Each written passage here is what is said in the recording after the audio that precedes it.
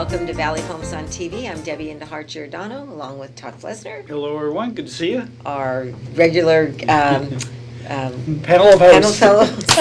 So welcome to Valley Homes on TV, where you can watch us on Channel 26, Monday, Wednesday, and Friday at 9:30 a.m. and Saturday and Sunday at 6 a.m., and probably a few other places in between. So Todd, we've been doing this, I think we're starting our 11th, maybe 12th year. You're better at keeping track of time than I am because it flies by. It has been. We've had quite a few number of guests, and you're bringing back a guest we've had on the show before. I am. And we'd like to hear from him and see what's going on that's new.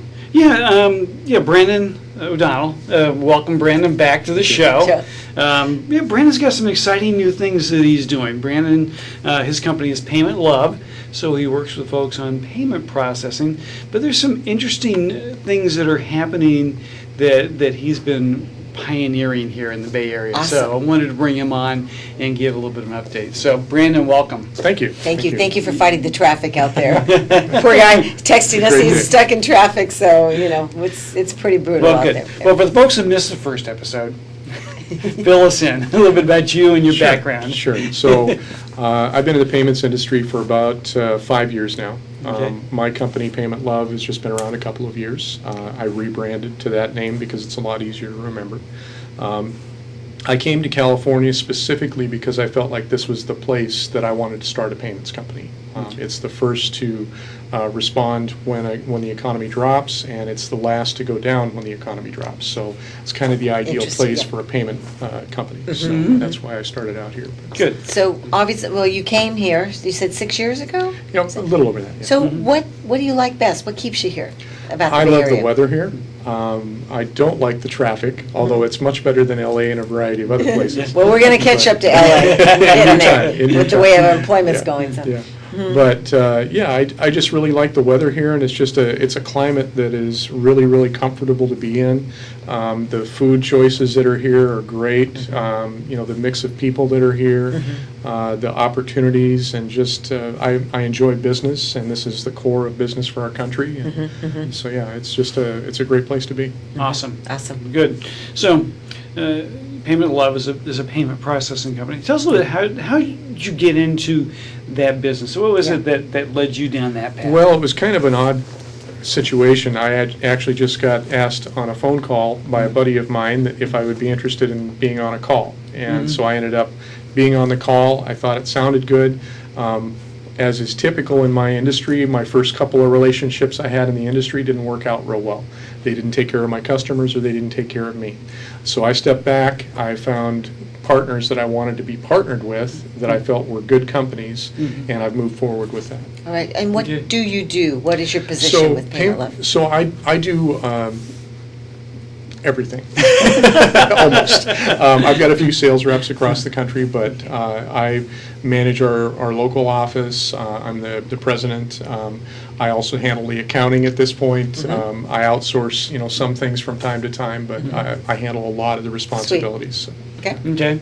And so what is it, in a nutshell, that Payment Love does? What is it that you provide? So to we do folks? all forms of payment processing, so everything from countertop terminals to point of sale systems to payment gateways for software development and e-commerce to basically soup to nuts, just anything you would need in the payment industry. Okay. So you're coaching businesses. You're kind of a consultant to Yeah. accept different types of payments and to be open-minded. Yeah. How does that resonate with what you're doing? Well, that's a good point. One of the biggest platforms that I have is that everyone should accept all forms, every business should accept all forms of payment. What I mean by that is not blatantly all forms, but all forms that make sense for their business. And what that means is if somebody wants to give you cash, definitely accept the cash. Don't go cash.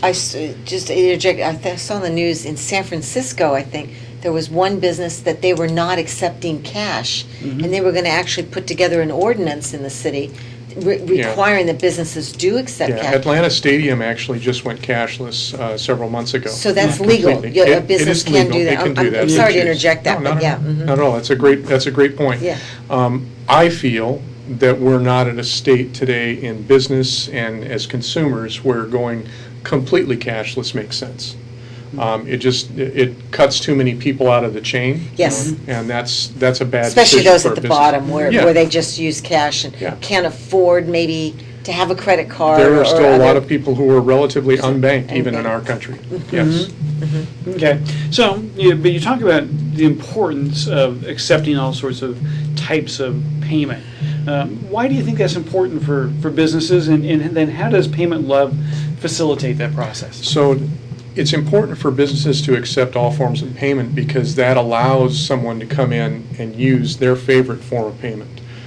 We've all been to a restaurant and forgotten our credit card, or gone through an embarrassing situation where they didn't take your form of payment, or your card was overdrawn, or whatever. Everybody's been through that at some point in their life. It's embarrassing, and it's not really necessary. If you accept every form of payment, then when the guy pulls out his American Express or his Discover card or whatever card it happens to be, you take care of business and get it done. And the cost to do that, although it's slightly higher to take, the higher end cards, it makes a lot of sense. Now, in regard to, we haven't talked about mobile payments per se. Now, mobile payments are not getting the traction that we expected in the United States. Okay. It is making progress. So now, what do you mean by mobile payment? Great question. So mobile payments are just like your wallet, except instead of having a credit card in it, it has your credit card number. And the data is stored, it's tokenized so that it can't be stolen. And So is it's that, encrypted. where does that live, on my phone, on a Lives on card, your, or? yeah, on your phone. Okay. In some cases online. Okay. So yeah, there's different ways to carry your wallet, but generally speaking, it would be in your phone. Okay. All So, right. so the Alipay, WeChat Pay, So those are China, you- Chinese forms of payment. Yeah. how prevalent, useful is that here? Great question. Here in the Bay Area, it's very, very important. Wow. We see a lot of Chinese visitors here in the United States. A lot of them come to, the three big ones are New York, LA, and the San Francisco Bay Area. And I think San Francisco's number 2 in that, but it kind of goes back and forth between 2 and 3. But so with that many visitors here, and they don't have credit cards in China like we do here. So they don't just go grab their Visa and put their thing on their Visa. In fact, capital controls are such in China that they're not actually able to even take money out of the country easily. They may be allowed to take, in theory, $12,000 or $14,000 out of the country, but when they go to the bank may say, no, you can have 8. And so then they have to go on their trip with 8,000 instead of 12,000, which puts a serious crimp on things. By using these forms of payment, it actually gives them the ability to reach back into China and pull money out with or without the bank wanting you to take it out. So it frees them up to do more things here while they're here and spend more money. I'll be. Okay.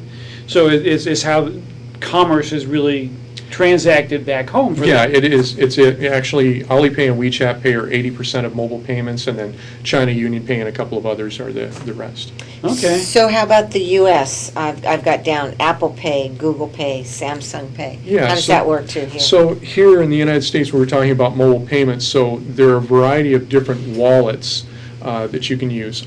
Apple Pay is one wallet, so you put your credit cards in your Apple phone with Apple Pay, and you Yeah, can use your I phone think to I've pay. seen that on my Yeah. phone as an app. And you can do it with Samsung Pay or Google Pay, and, banks are coming out with their own apps where you can store your cards in their app, and everybody wants to facilitate that, because everybody gets a piece of the pie if they facilitate. And that's safe?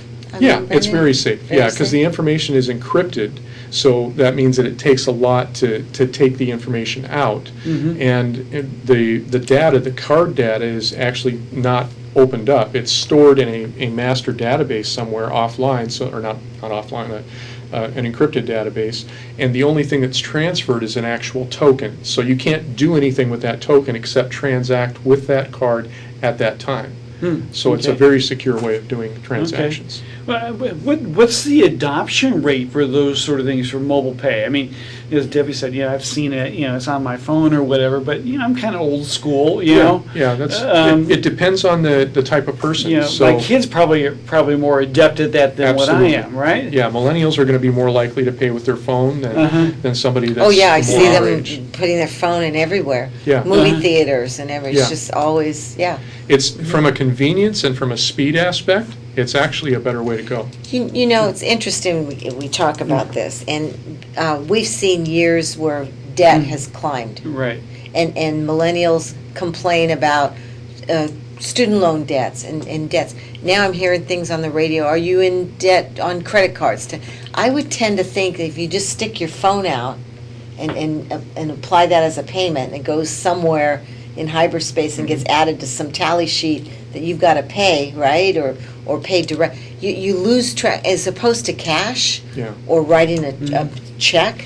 Uh-huh. When you pull out plastic or pull out your phone, you lose a sense of tracking, I think, where Yeah. you're at with your spending. And it can become dangerous. It's Yeah, called I agree. coupling, yeah. Yeah.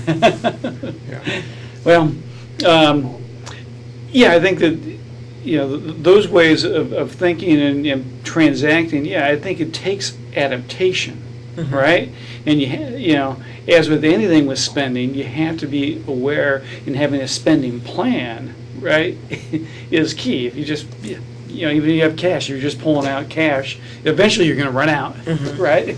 But then you know when you run out. That's true. Yeah. This is true. So, yeah, but anyway, I'm fascinated with this Yeah. topic. I don't mean to be, I'm not negative, I'm just No. thinking out of the box on, ways that, it certainly is the way we're going. Yeah, there's a Yeah, famous yeah. study on what's called coupling that actually Coupling, how it disconnects, it decouples the actual feelings that you have when you use another form of payment like that. Does, I don't know if you want to talk more about that study or not, but from a merchant standpoint, is that good for a merchant in that it encourages folks perhaps to spend more than they might ordinarily? It actually is, yeah, it is quite good, So, that's true. correct, I mean, and you do represent businesses, so Yes. it's a bonus, it's a Yeah, plus. it's something that you want. Convenient yeah. and plus, it's Yeah. something you want, absolute, if I had a Okay. business, I would want that. Sure. Yeah. So now, special equipment or things that are required, or is this just kind So of? with regard to, so we've just gone through a couple of changes with EMV and all of the things that have happened over the last few years in the payment industry. So EMV is the chip cards. You actually have to have what's called an NFC reader. It's a radio that connects with your phone to be able to read that. So it does take special devices Okay. to do that. Okay. Whereas with the Chinese payments, they're a little different. They actually use a camera with a QR code. And it's actually, in my view, it's actually a superior model. And we may see U.S. payment companies actually moving to that. Yeah, okay. Okay. So, let's see, I don't know if did we ask the question, what is different from what you're doing versus other payment companies? Or are you on the cutting edge of technology? I wouldn't say that I'm on the cutting edge. I'm actually on the forefront. So I make sure that I know what's coming and what's, like for instance, Bitcoin.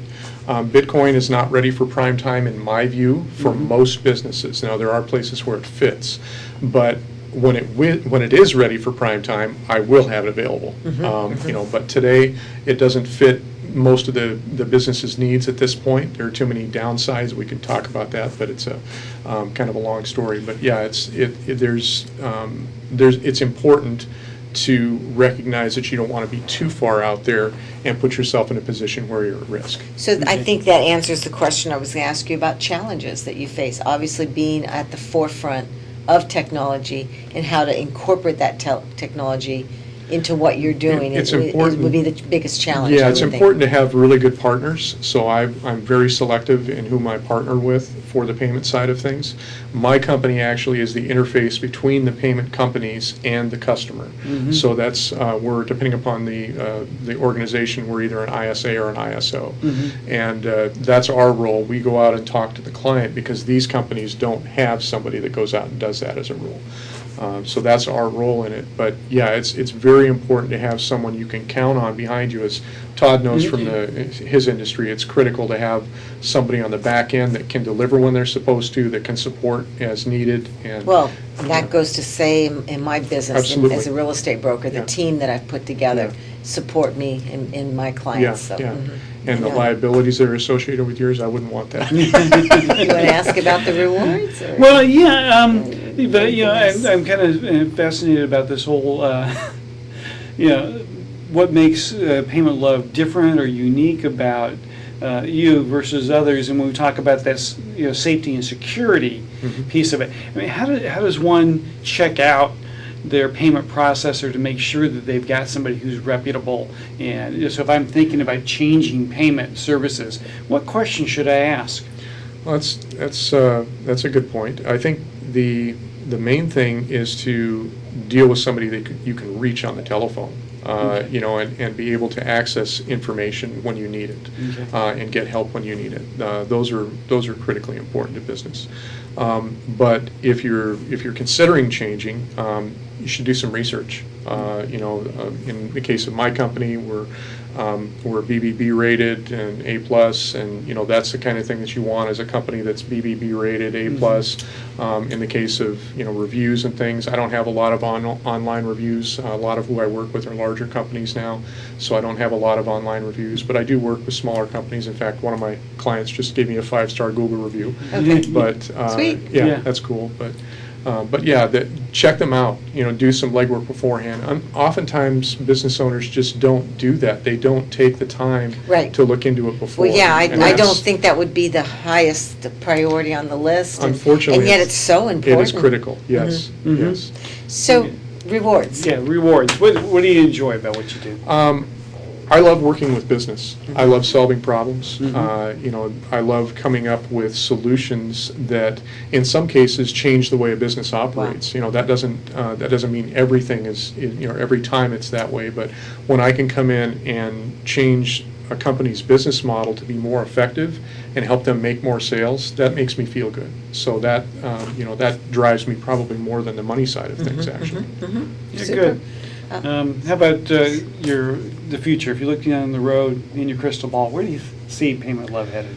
Well, we started to be a global payments company. That was my goal when I started the company. This Alipay, WeChat Pay thing is the first step toward that.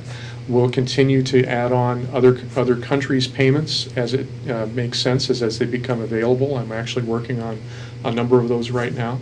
And we're going to continue to roll out offices across the country. So we started in the Bay Nice. Area. We're going to continue to grow here, and we're going to continue to grow across the country as well.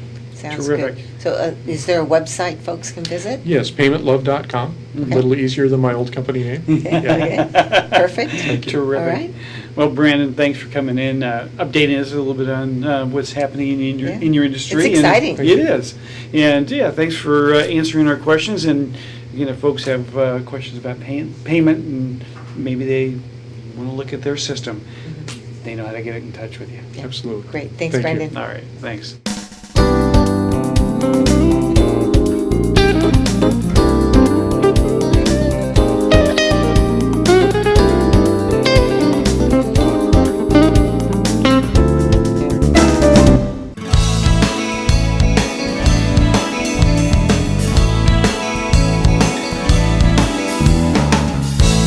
Welcome back to Valley Homes on TV. I'm Debbie in the Hart Giordano.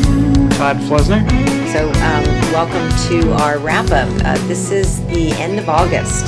I don't know if we did one in July, but we can probably talk about what's gone on maybe in the last 30 to 60 days in the market and the economy.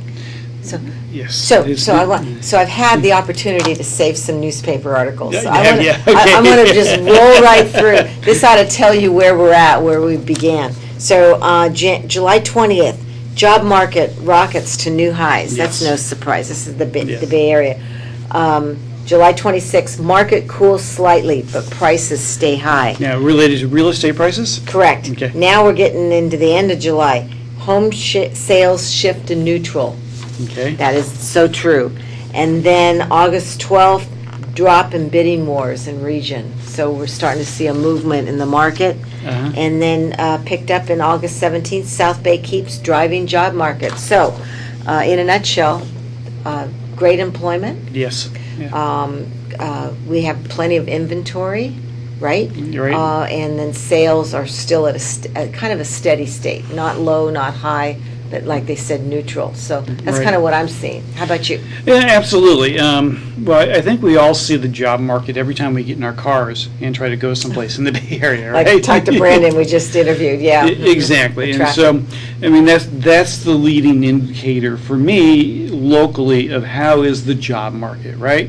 As soon as traffic slows down, we know that the job market is hot. And if we start to see traffic ease, that's a leading indicator, that we're going to start to see Good employment point. numbers change. So that's what I look at. It's kind of an on the ground, canary in the coal mine sort of indicator. Housing market absolutely has shifted from Has being shifted. red hot a year ago Right, to now more of a balanced balanced market. It's not a buyer's and not a seller's market. No, absolutely. Marketing, yeah. I see that buyers are more cautious, I think, than they were a year ago in terms of the amount that they're going to pay. And I would tend to agree with you. As I'm Mm-hmm. doing open houses, I'm still having a lot of folks come through, 40, Yes. 50, 60 groups, Mhm. and maybe only one offer, maybe two max. Right. So very few offers. So demand is still there. People still need a place to live here in the Bay Area. Correct. But we're not in the hyper market where the demand is so hot that the prices are escalating, right? Correct. And so, And when you talk about your other statistics, I'll talk about the housing prices too. Okay. So why don't you lead right into, you had some economic data here? well, yeah. About the general economy, right? Right, well, we're at the end of August right now. Mm-hmm. The general economy, we look at the yield curve in my business, all right? The yield curve is what do government bonds pay at different maturities, 10-year, 2-year, 3-month, et cetera. And so it's been in the headlines recently. We've seen what's known as an inversion of the yield curve. Which where affected the stock market. It affects the stock market. And so like today, the 10-year Treasury is 1.46. Okay. The 2-year Treasury actually is paying a higher rate of return, 1.5% today. So the shorter term maturities are paying a higher rate of return than the longer maturities. Okay. That's the inversion of the yield curve. Why is that important? Well, as we look at history, every time that we've seen the yield curve invert like this since the 1980s, has been an early indicator that a recession may be on the way.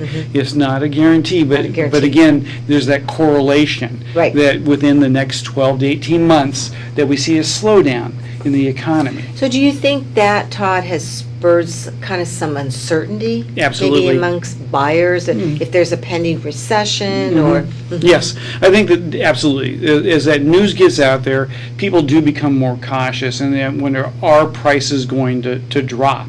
Now, the other thing is interesting is we look at what's happened during recessions and home prices. The correlation there is that typically home prices hold steady to even increasing during a recessionary period. Wow. And I've got some of the charts here that'll look at that over history, but what happens afterwards is then that's when we see the rapid increase in values. That's when we see appreciation as we come out of recession. So recessionary periods can be great times to buy real estate. I was just going to say, so what I'm hearing from you and what I've been reading too is it's actually a great time to buy. Interest rates are low. Yes. Very historic lows. Absolutely. There's plenty of inventory. Yes, absolutely. And if they've been on the fence for the last few years, now's the time to maybe jump in, make that move. Right, and we've seen really this move in interest rates has been since about the 1st of August. We've seen rates really drop in that period of time. Long-term rates have dropped 0.5% to 1% in some instances, depending upon the type of loan we're looking at. So I want to jump into that point and then talk about the July stats real quick. So I picked up an article, 5 things to know about the Federal Reserve on interest rates. And one is that the Fed does not control mortgage rates. That's correct. The Fed sets Fed funds and discount rates. When the Fed cuts their rates, mortgages rates can actually rise. And then rates may already reflect federal cuts.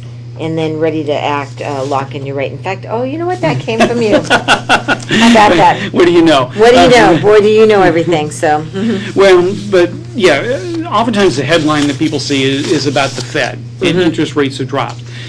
And I get the question all the time, well, does that mean that because the Fed dropped rates 0.25%, that mortgage rates are 0.25% lower? And I get that question too. Absolutely. And no, oftentimes that gets priced in ahead of time.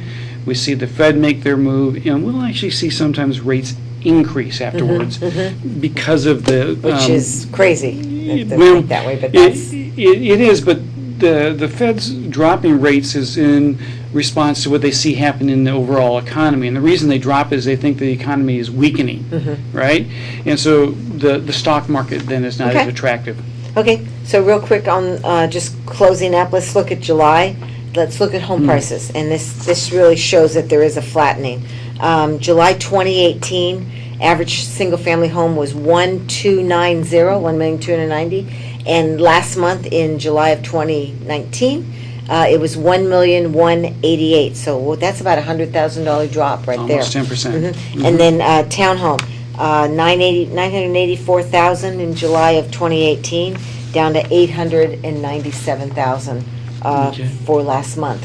So there's the drop. Yeah, there's the flattening of the market that we see in the headlines. Absolutely. Well, and again, with interest rates being attractive, and the prices moderating, it makes real estate actually more affordable for folks. Absolutely. Great time to buy right now. It is, absolutely. All right, if you have any questions about the show, you can contact me at giordanodj@aol.com. Or T. Flesner at opusadvisors.com. Thanks for watching, and we'll bring you some more news and bits and what's going on locally here next month. Thank you. All right, thanks for joining us.